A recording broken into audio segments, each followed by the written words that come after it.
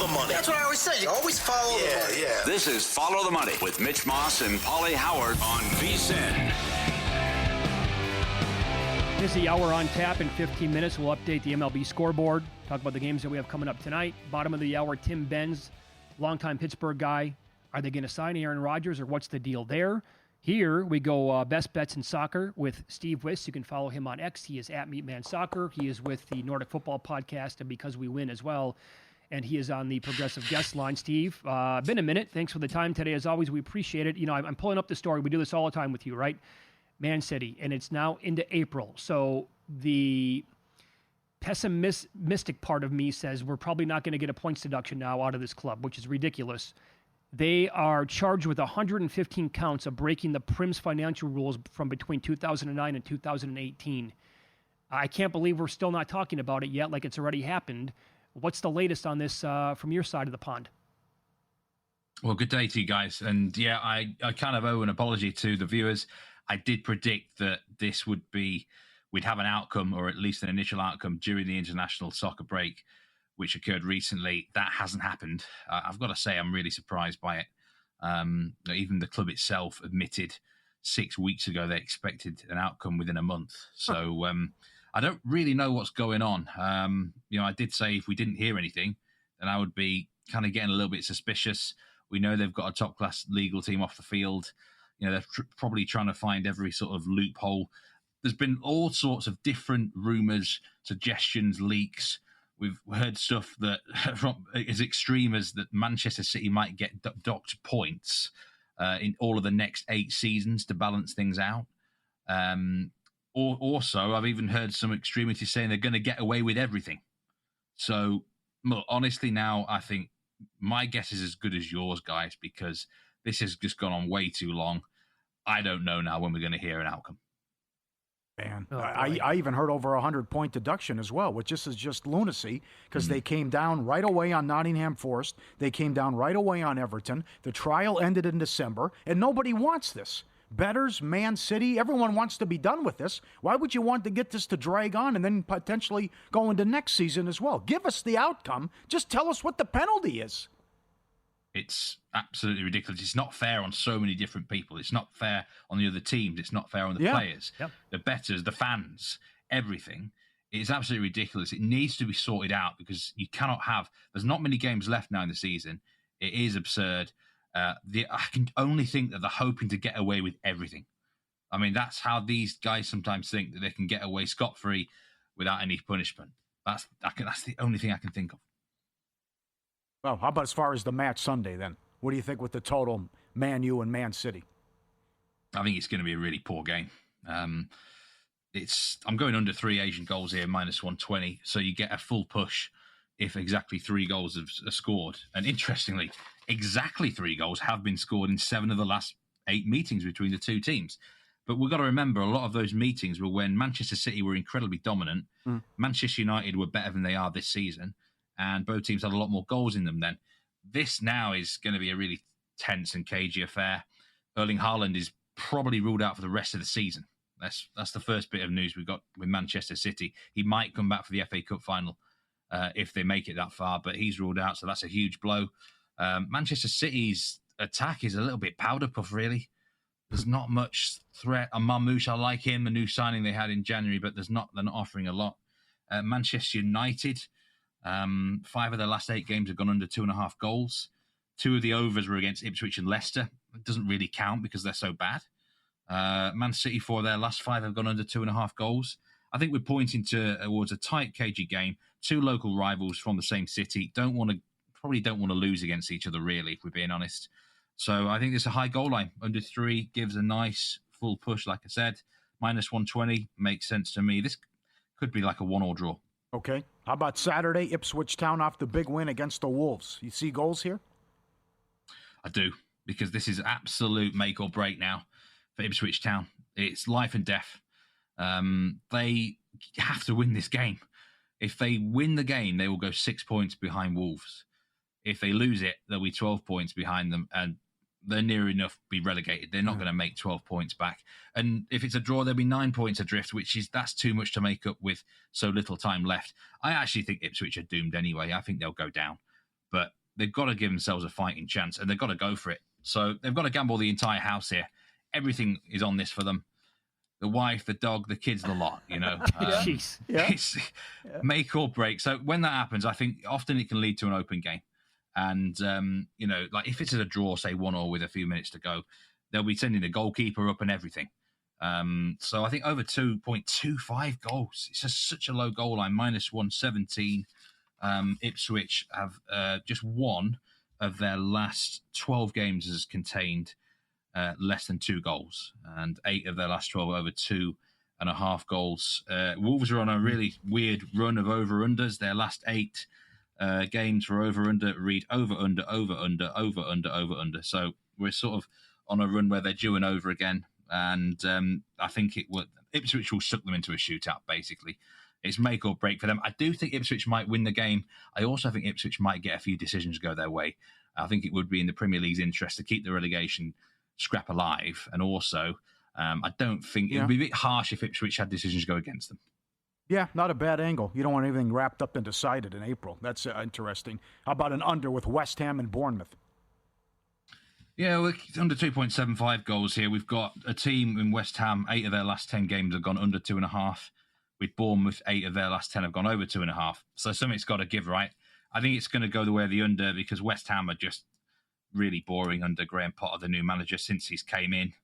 They've only scored 9 goals in 10 Premier League games that he's officiated.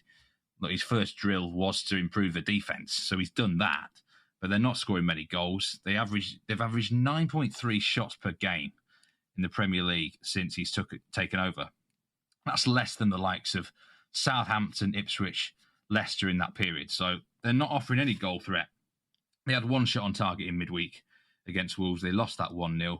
They're going to try and bore the life out of Bournemouth, who I think the life has been kind of sucked out of them. They got beaten in the FA Cup last weekend by Man City. They could be, we use the term kind of on the beach a bit towards the end of a season where they've not got much to play for. Uh-huh. And this could be a low-intensity game. So the goal line under 2.75 looks good. All right. How about Monday with a side? Does Newcastle put it on Leicester, who are going to be relegated? This is my best bet of the round, definitely. Yeah, Newcastle -1.25 Asian handicap here, plus money. I'm really confident that Newcastle are going to rack up a big win. This Leicester team is one of the worst I've ever seen in the Premier League. I mean, all 3 down the bottom are bad. Uh-huh. But Leicester, I mean, just check these stats out, guys. You won't believe these. They've lost 14 of their last 15 games. In that period, they've scored 4 goals. In the 14 defeats they've had, they've scored twice.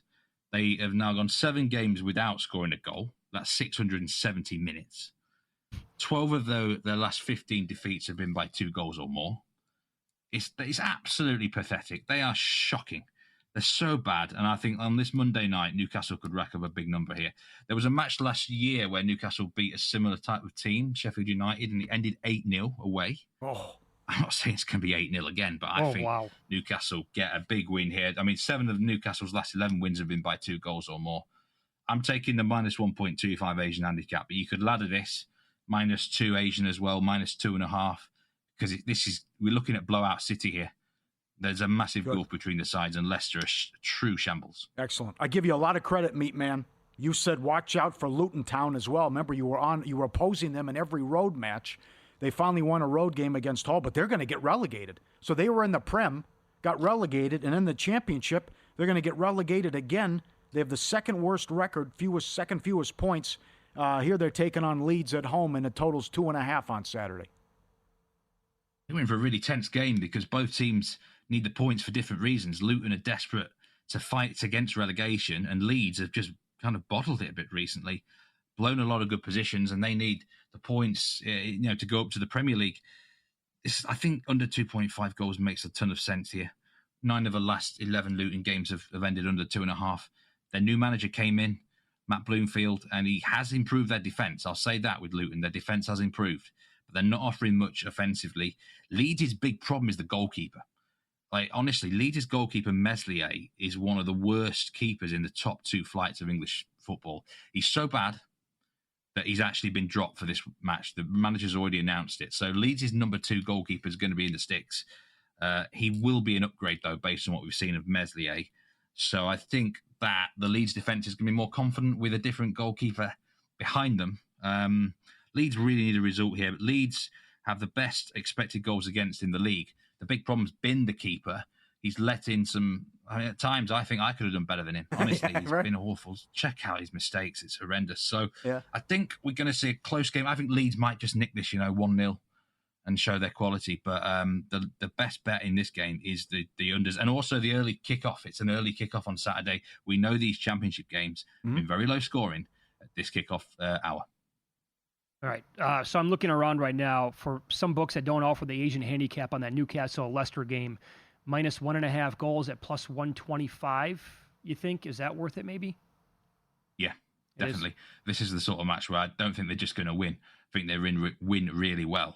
I put my neck on the block there. There's night and day between the two sides for me. Very good. Great to talk to you again, friend. Absolute pleasure, guys. Have a great rest of your show. You got it. We should fly you out for the PK Challenge, too. That'll be great in the summer. There it is, the meat man on the Progressive Guest Line. Been a while since we talked to him. Excellent. Yeah. He nailed that Luton thing. Nailed it. Dreadful on the road and looking at relegation. Very disappointing. What a joke, huh? Well, what are you doing? The trial was in December. I know. I don't think, Paul, at this point, I give up. Oh, yeah, right. I think some of those bets that I made on it are just going to lose. Oh, sure. Yeah, they would have announced it by now. I mean, even the Pep said it. We expect an announcement a couple weeks ago. All right, we'll update the MLB game in progress coming up next. And Nestor Cortez goes tonight after giving up 5 home runs.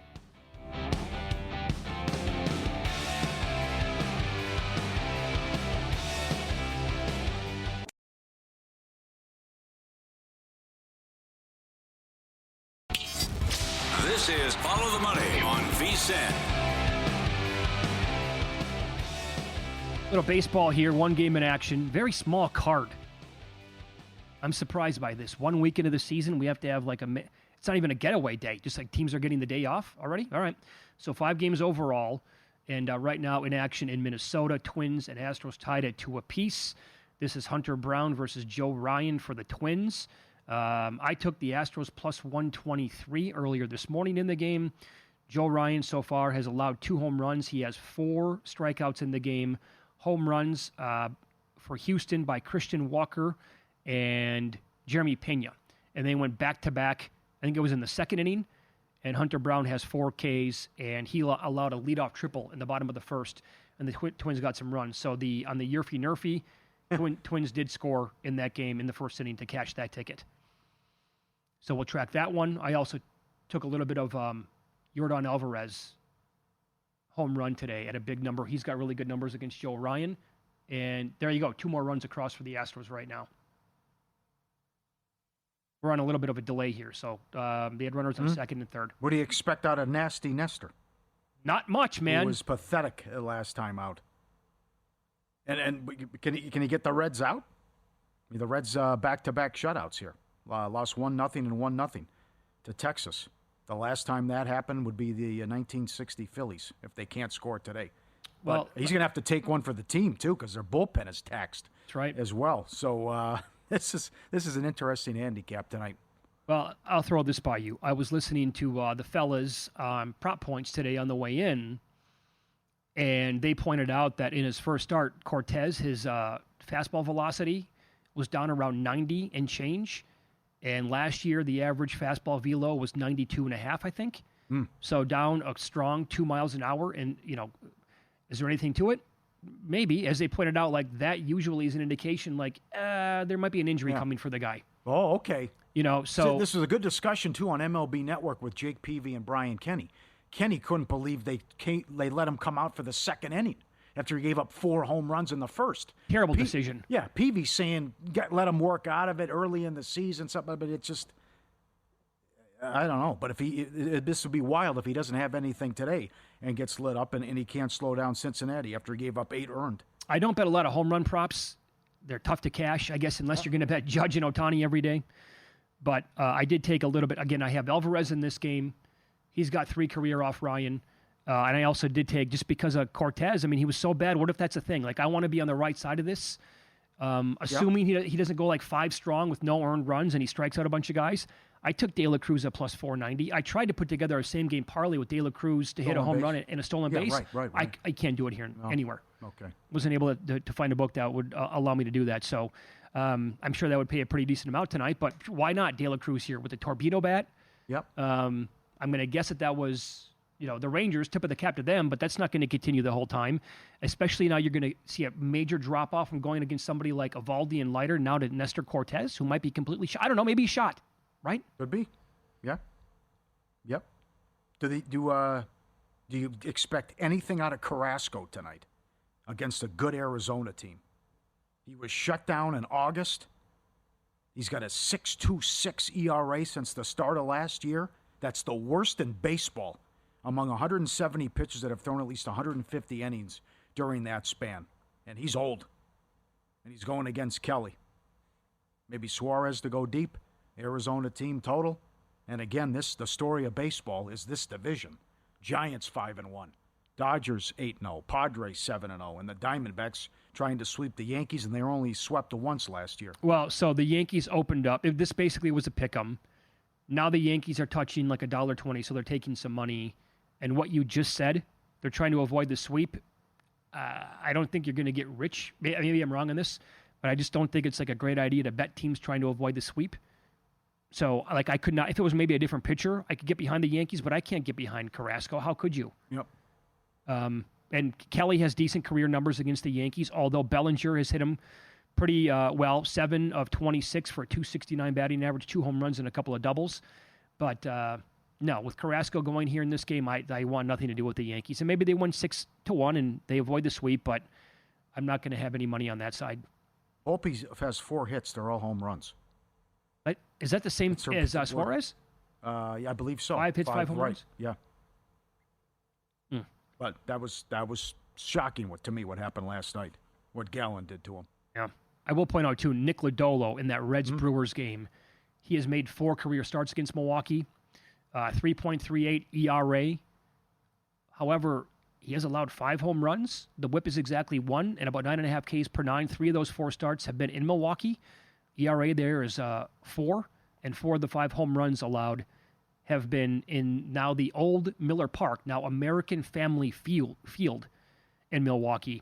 So who goes yard tonight for the Brewers if, again, he's given up 5 home runs in 4 starts against Milwaukee. If those numbers hold true, he'll give up 1 tonight. Yelich recently went yard. Could it be Cheerio? Is it going to be somebody else in that Brewers lineup? Because that will pay a pretty decent price right now. But here's the tricky part again: landing on the right guy. And if you're going to bet player props all year long, this is the way I feel about it. And these are relatively new to Nevada as well, maybe going back the last couple of years. So I don't have a big history on this. Like, for example, I bet some props today with Duran for the Red Sox, and he had an offer, no good. And I bet plus money on a stolen base and also total bases. Those were losers. But I think if you need to bet some of the same guys over and over again, because just to do it one day, and then if you lose, and then to back off and say, you can't just hop in, I don't think. And I'll give you an example. I've made the mistake this year. One of the guys who I bet to hit a home run was Adolis Garcia for the Rangers. And he had really good career numbers against the starting pitcher that day. He was around 5-1 or a little bit more. I took him to hit a home run. He didn't. And I never bet him the next 2 days. Guess what happened? He homered in each of those games. So if you're just going to pick and choose again with some of the stuff, and again, maybe I'm dead wrong on that because I don't have a long history of betting these player props, but that's kind of like an early takeaway on that stuff. You got to be, I think, consistent with some of these guys. Like Devers, for example, right? We thought maybe last night was the right night for him, and he did have a couple of hits. And if you were betting him in all those games before that, when that streak started, eventually a guy like that's going to, that streak's going to get snapped, and he's going to have a decent game. Last night, 2 for 4 with an RBI. Yep. You want some numbers tomorrow? Imanaga's $1.75 at home to the Padres. Who are the Padres throwing? Vasquez. $1.75. You believe that? It opened 160. Okay, well, I guess follow the money, right? Yamamoto against Luzardo. Yeah. What do you think? Yamamoto, $1.25. 140. That's too high. Okay. Luzardo was great first time out. Phillies at home. Dodgers $1.40. Mm-hmm. But I say that it's too high, but if they make it $1.25, like I said, I'm guessing everybody's going to bet it anyway, so who am I? New theory, the Braves are 220 at home to Miami, trying to get that first win. That's a Malinsky special too, right? Yeah, I think, yes, it is. Mm-hmm. After a long road trip. Okay. And, you know what they need? I forgot about this. 2 years ago, the Rays started 13-0 or something, whatever it was. That's right, yeah. Yep. You know what the Braves need? They need to shellac the Marlins in game 1 of that series. Don't they? Yeah. Like they need to hit 4 home runs. They need to score 10-plus runs in that game. And they need to have a good feeling about themselves when they walk out of the park that night. They've had one good inning since opening day.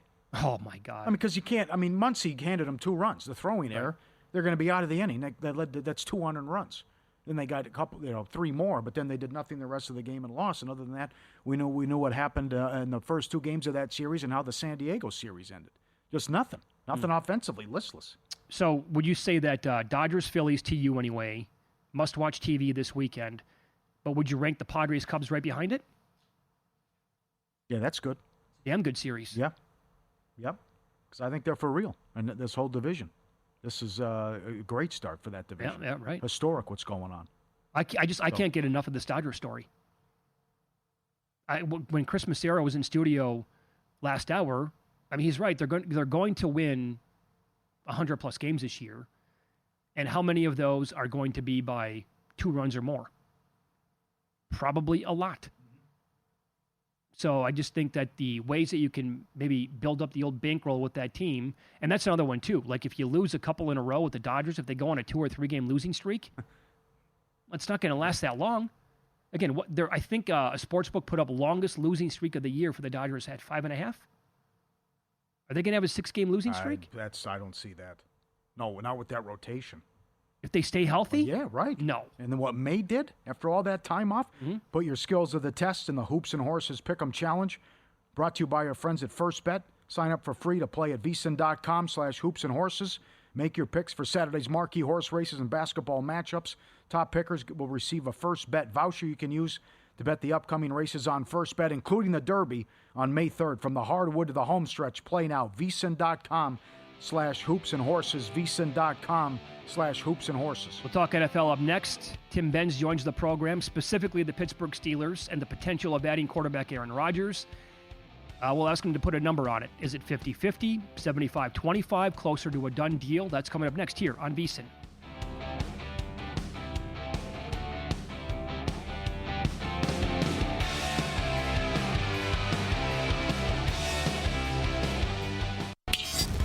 This is Follow the Money on VSiN. Talk some football here as we are live in downtown Las Vegas, Circa Resort and Casino. What the hell are the Pittsburgh Steelers going to do? A quarterback? Tim Benz joins the program now. He's covered this team for a long time. He's with the Pittsburgh Tribune Review and also does the Steelers pregame show throughout the season, and he is on the Progressive guest line. Tim, good afternoon. Thanks for the time today. How are you? Guys, good to be on again. How are you? Doing really well. Good, Tim. Let's start with this, and I'm sure there's more context to this, but what was your overall reaction? What was the, common reaction in and around that city when Mike Tomlin said, quote, "We're comfortable with Mason Rudolph as our quarterback this year"? Well, you'd be surprised at how many people in Pittsburgh actually have accepted that. It's certainly a sense among Steeler fans that you are twisting yourself into a pretzel or you are really trying to talk yourself into something if you believe that Mason is going to get them to 10-7 in the playoffs again like they got to last year. But because he ended on such a good note here before he went to Tennessee, and because he's such a good redemption story for Steelers fans, they want to believe it. So, of all the things that was said by Tomlin or were said by Rooney and Khan too, that was the one that got the least amount of buzz because people want to wish that into existence to a degree. That did not ruffle feathers here as much as you might think on the outside. Okay. Oh, wow. Okay. Interesting. So you have an interesting theory and timetable on what could happen with Rodgers and the Steelers. Can you take it away, please? Yeah, so this is a little bit more common discussion here in Pittsburgh than it might be outside of Pittsburgh. But Pat McAfee is holding an event, I believe, on the 9th at PPG Paints Arena. Pat is from the Pittsburgh area. He's, of course, got the wildly popular ESPN show. And, he makes Pittsburgh references anytime he can. Some of the other guys on the show are also his high school buddies from the region. So they sold out PPG Paints Arena and even opened things up and added more tickets to it of late. So there's this big event that's going on. He's calling it the Big Night at, as you say with Pittsburghese. So that's going to happen on the 9th.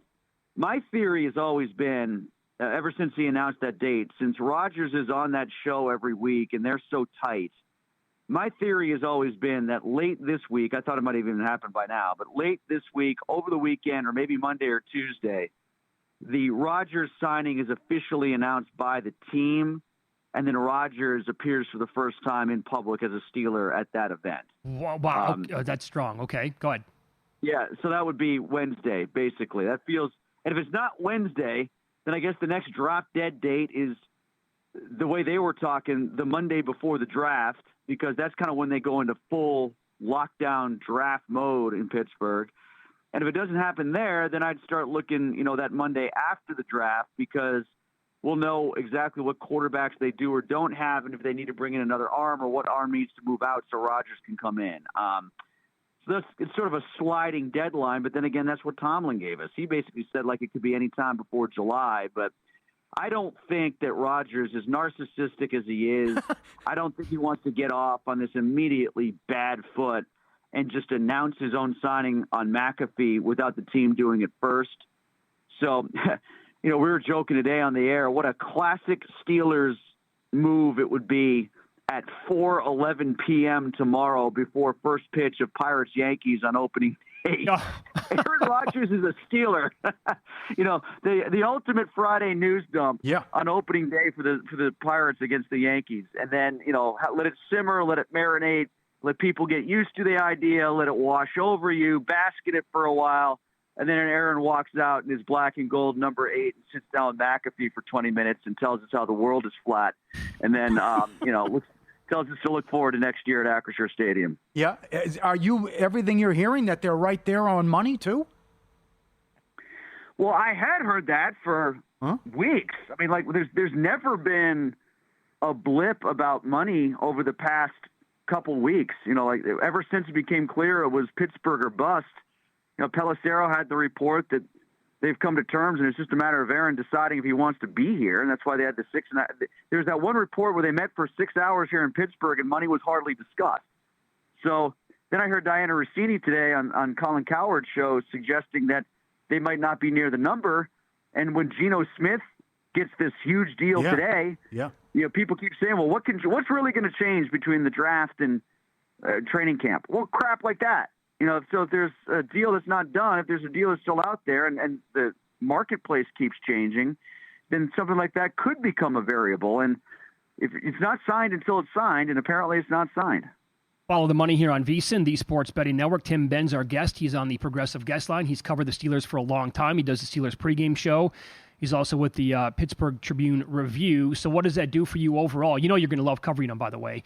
But what does that do overall for you? I mean, this team, obviously, they win 10 games seemingly every single year. They're a playoff team. What do you think their ceiling would be with Aaron Rodgers? I think in a best case, hermetically sealed, perfect situation. He stays healthy for 17 games. The offensive line gives commensurate protection to him that they did for the other two quarterbacks last year. He might get them to 10-7 again. That's the great irony to all the airtime and podcast uploads and TV talk shows and columns that have been written by myself and every other media member in Pittsburgh. The great irony here is we might still be arguing between 8 and 10 wins, maximum and minimum, with whoever the quarterback is. Maybe 7 or 6 if it's Mason, but whether it was Fields or Wilson or Sam Darnold or any other quarterback you want to throw out there before it came down to Rodgers or bust, I never looked at any one of those single QBs and said, if that guy comes, they're an 11-win team. And the only time I thought to myself, well, they're going to sink below 8 was probably Mason if you got to stick it out the whole year with him. I mean, we have sort of an inflated view of Rudolph and the best that he can be because the way he played in those last 3 games to get him back in the playoff chase in 2023. But, the mixed bag that you got in Tennessee is probably closer to what you'll see here. There's a better team here than in Tennessee. So, like I said, that's probably why he gets into that 7-8-ish territory. But, yeah, and if you're doing over-unders set on the Steelers, I don't see that number changing too terribly much. If it was going to be Aaron Rodgers, Russell Wilson, Justin Fields, or Mason Rudolph. It could be 7.5. It might get up to like 9.5, but I'd be stunned if they're an 11-win team with Rodgers. Okay, very good. Tim, they're currently slated to pick 21st overall in the draft. Specific position or maybe a specific player you think they're going to end up with if they keep it there at number 21? If they stay at number 21, my hunch would be that they go some defensive lineman. A defensive lineman who can play on the interior. They need a replacement for Larry Ogunjobi. They need a running mate for Keanu Benton for the next many years. It'd be great if the guy that they get is the next Cam Hayward. So and they just need better, younger players there, top to bottom. It's not just replacing Ogunjobi. So I would think it's a defensive lineman. If they are enamored of Jackson Dart the way that some fans have become, then I suppose if Rodgers isn't inked by that point, they can take Dart for their own reasons, the reasons of putting pressure on Aaron Rodgers, maybe just to allay the hand-wringing that I'm sure will exist when the draft is here in 2026 of the pressure of taking a quarterback. If they do get a good one here, a guy that they have faith in, that can go a different direction if they want to. But then again, drafting a quarterback when the draft is in your city, if you're drafting in the top 10 for the first time since like Ben Roethlisberger or close to it, that's a big pop. So maybe they don't care. But I don't know if they are as enamored of Jackson Dart as some of the fans are, and I still think some of the fans are falling in love with him because his name is Jackson Dart. If it was Phil Smith, I don't think people would be as turned on by the idea of the Ole Miss quarterback being taken when nobody thought of him as a first-rounder until roughly the combine. That's just they reached for Pickett because of some peripheral reasons probably, and now they might be doing the same thing here with Dart, I think, if there's lots of good defensive tackles on the board, which there are. All right, there you go. Tim Benz joined us here on the Progressive Guest Line. Follow him on X. He's at Tim Benz PGH. He's covered the Steelers for a long time. Thanks for the great perspective today, Tim. We appreciate that. All right, guys. Thanks for having me. Yep. There you Thank go. you. Great job. So what do you do? Interesting. Win total 9. What do you want to do? I don't like doing like win total stuff before the. I'd have to go under, and based on how is this going to play out with Rodgers, Pickens, and Metcalf, not to mention with that seems like it would be a disaster. The other thing, you said something interesting off air. Apparently, they're out on Cousins if Rodgers falls through. That wouldn't happen either. So they were rumored to try to get Cousins in a trade.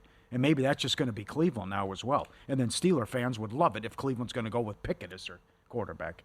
Would that be the only landing spot left for Cousins? Running out of options, yeah. It'd be Cleveland, right? Apparently they heard everything they heard was no good about how bad he played. Oh, wow. It wasn't so much the injury, but he didn't play well. VSiN Summer Specials here from Augusta to the draft, NBA, NHL playoffs, the Derby. We have you covered all summer long for just $59. NBA Prop Analyzer, everyone on basketball. Wes Reynolds on golf every week. Everyone on the Masters. Every sport, every edge, one price. Through August 1st, $59. VSiN.com/subscribe. NBA tonight, including one huge game in the Western Conference.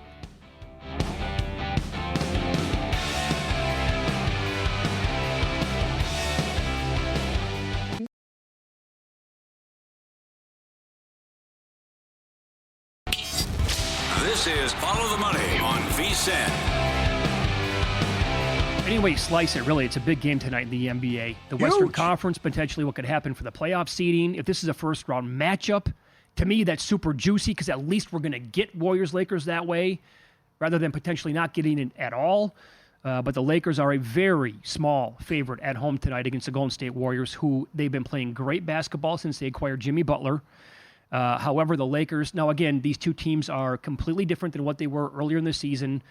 Lakers had Anthony Davis. They never had Luka Doncic. Golden State never had, Jimmy Butler. So the Lakers are 3-0 straight up and ATS, and all three games have gone over the total. Tonight's total, by the way, the highest number of the three matchups so far this year. I think the highest one that I have here was 226.5 when they played February 6th. So other than that, some of the totals 219.5 and 220.5. All three games have won. They, like I just said, over. And now Lakers opened up like 1.5, got to 2 at Circa. Now it's back down to 1.5. Other spots showing Lakers here 1. You like LA? Yeah, very surprised by the number, that it's this short. And I know they had that tough stretch when LeBron was hurt, but also, like Lucas said, and even Redick, when they play a full game and they bring it, they're going to be tough to beat, and they're so good offensively. Now, it was a little bit of a fluke what was going on early on with the defense, where it was, let's pack it in, let these guys, let them be open, and they're going to miss. But the last 7 games, opponents are shooting 39% from 3, and if they happen to blow this division or they don't land the 3 or the 4 seed, the game that could go back to haunt them is the Chicago game, which they led by 18 in the fourth quarter, and the Bulls were 11 of 14 from 3 in the fourth quarter and scored 9 points in the last 10 seconds. But that's what worries me, though, tonight, though, against Golden State. And maybe you look at the Curry props because their game plan is, not specifically Curry, but, leave some of these guys open and prove it if they can beat us from 3. The Lakers are strong in the division, 12-3 against the Pacific, everything you highlighted head-to-head. But first things first, they got to get the old man back on track. And LeBron's prop is 24.5 with the points, and he's gone under that a lot going back the last a bunch of games. So they need him to step up. Reeves has been great. Luka's been great. But I know how talented this team is, especially when the others chip in, and you get a Finney Smith and a Vincent knocking shots down. He was great against Houston. Finney Smith was great against Memphis, and in a game they led by 20 and let him back in the game on the road. So, bring the intensity, do a good job on the glass, close out on shooters, and they're going to win tonight, and they're going to be a problem in the playoffs if that L.A. shows up and that L.A. team that was playing so well about a month ago. So LeBron's points prop tonight is 24.5. You got to prove it to me. He is 6-1 under that number last 7 games. Hitting a wall. So I think a couple of things here, right? The reason why it might be so high is because national TV game, it's a huge one. It's against Golden State. The total is 230. There's also this. He has blistered Golden State this year. In one of the games, he had 31 points, 10 assists. And then the last time they played, February 6th, which was in Los Angeles, the Lakers were laying 5 in that game. Total was 226.5. They won 120-112. LeBron had 42, 17, and 8. So just a man on a mission, and I think he has it in him. Like, okay, it's Golden State, it's Curry. I want to dominate this team and put out my best, obviously. And again, on national TV, you figure that LeBron will probably show up tonight as well. The defensive assignments here, I think for Golden State, Draymond will certainly be on LeBron a lot, and I'm pretty sure it's going to be Jimmy Butler on Luka. So who's going to be on Austin Reeves for Golden State? Switching a bunch of guys, because Kuminga's questionable in this spot. Throw a bunch of different guys at him tonight and see what happens. Yeah. And when you watch like fast-paced basketball in the NBA now, a lot of times you can sit here and say, well, this player is going to be on him the whole game. Dude, they switch so fast and the tempo is so fast and things are moving and screens are being set at so often that really how often is a guy on the same guy pretty much the entire game? It doesn't happen anymore. That's been a thing in the past now for a long time. To your point on Curry and the lack of a great three-point defense by the Lakers in this series so far this year, 3 games, he's averaged 14.7 three-point attempts. Ooh. He's had 1 dud game. He scored, I think it was below 15 points. The other 2, he had 38 and 8 threes. And the other game, he had 37. He did make 6 threes, but he took 20 shots from downtown. But it's 4.5 tonight, and it's minus 110. You can still find that available. If you tell me right now Curry's going to take 15 threes, I obviously have to bet the over. That's a lot. If Golden State wins this game, I think they're going to win the division. And they were a huge price not that long ago. They have Denver, Houston, Phoenix, San Antonio, Portland, and the Clippers after this. They have 31 losses. The Lakers have 29. And then the Lakers have, after the Pelicans game, have 2 straight in OKC. Maybe they sit people, but I would think OKC, especially if they beat the Rockets tomorrow, will try to go for 70 and keep this winning streak going as well. And they've covered 12 in a row, as we talked about. And then you got Minnesota, Memphis, and the Clippers with all 32 losses in that group. Oh. What if the Lakers win this game again tonight to go to 4-0 against the Warriors on the year? Again, this is really only the first contest yet where we're going to see like these true teams that we have set up roster-wise in the playoffs. But is it possible that it doesn't matter if it's Anthony Davis for the Lakers or now Luka, Reeves, and LeBron. Push them around down low? Yeah, just like the playoffs here, yeah. Even though they brought in Jimmy Butler, maybe it's a terrible matchup here for the Warriors. Yeah, that could be. Yeah. And I think Redick's done a great job. Might have some, and still, this could be a matchup they could play in the first round if it's a 3-6 too. That could happen, yeah. Which team between these two do you give a better chance in a 7-game series against Oklahoma City? Lakers. More firepower. 3 guys that can score and a better supporting cast.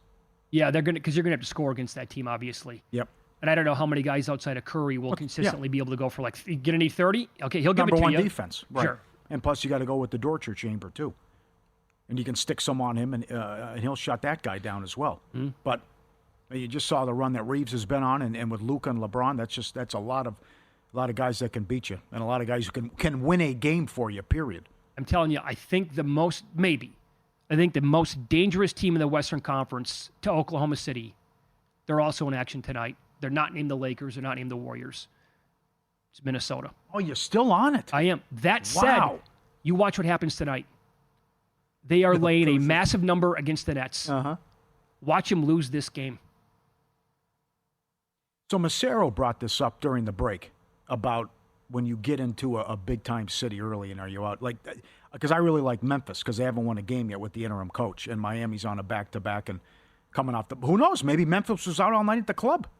Maybe Minnesota was hanging out in New York City and getting into some trouble, staying out late. Who knows? Well, that's tough to handicap. But sure. You're right. And Brooklyn's had some surprising wins. Hell, they beat the Lakers not that long ago. So you think tanking, going through the motions, and doesn't matter. You don't bring it. You don't come out with intensity. You look up and you're losing. Well, that's right. So they have lost games. You're right. They have lost games like this. Indiana sat everybody. They lost in overtime. Mm-hmm. They had another. I think the Pelicans. Charlotte got them. There you go. So it's yep. We've joked around about that in recent weeks, like on a Tuesday or a Thursday night, whatever, when nobody's paying attention. Right, it's not a marquee game for them or the world to be watching. The Wolves can lose to anybody, but when they have to get up for a team, like they did against Denver the other night. And they did against Oklahoma City for those 3 games they played in 3 weeks, I believe, in January and February. They could beat anybody. So tonight, you know what I'm going to do? I'm going to text my buddy who watches every Wolves game and just say, is this the game they lose tonight? Get his reaction and see what he says. If you're A-Rod, do you come in with a rah-rah speech and introduce yourself? And do you? I don't know. Why not? They have a new boss now. I don't know. Do you want to hear that if you're or Lori on that both team? Of them. I don't know. Why? Wait, new boss. I'm sure they didn't like Glenn Taylor. I'm sure it's refreshing. What do current players in the NBA think of Alex Rodriguez? I don't know. Good question. Hell of a businessman. What a steal. $1.5 billion they got. That'll be $4 billion probably in 3 years. They could. They could flip it like a house. They could flip it right now. Absolutely. Okay, so I'm going to go back to this. And again, all these guys are out. Someone has to score, and they are going against Milwaukee. And Milwaukee's had all their issues defensively. Grimes over 23.5 points. 26, 22. Now, that went over, but it was lower than that. But he went over. 26, 25, 28, 46, 28, 29, 35, 25. Grimes is the guy. Good job with OG last night as well. So that'll be the G-Bank, what I'm going to do with Grimes over points tonight. Best bet. G-Bank up in the ante with a $750 bonus for new G-Bank Visa Signature Card customers. New customers who spend $1,000 on eligible purchases within 90 days from account opening, you get a $250 bonus. And if you spend $50,000 on gaming and sports app loads within the 30 days of account opening, you get another $500 bonus. Potentially a $750 bonus. Apply now. VSiN.com/GBank. Subject to credit approval. And you want to go over Curry threes? I would consider it, yes. Yeah. You could do either? Okay. I mean, a little concern here would be, what did he just shoot against Memphis the other night? Did he hit 10, 11, 12 52, threes? Yeah. I don't like backing a guy off a game like that, but it is Curry again. He's done wonders against the Lakers this year, and suspect defense for sure around the perimeter. Up next, the great Matt Vasgersian on the program. We'll get his early observations on the season in Major League Baseball and see only a couple of games tonight, but see what he's locked into tonight in that sport next year on VSiN.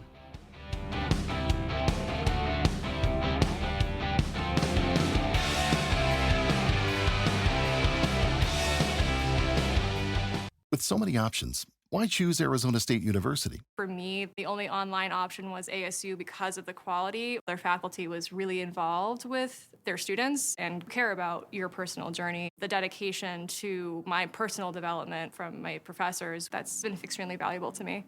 Earn your degree from the nation's most innovative university. Online. That's a degree better. Explore more than 300 undergraduate, graduate, and certificate programs at asuonline.asu.edu.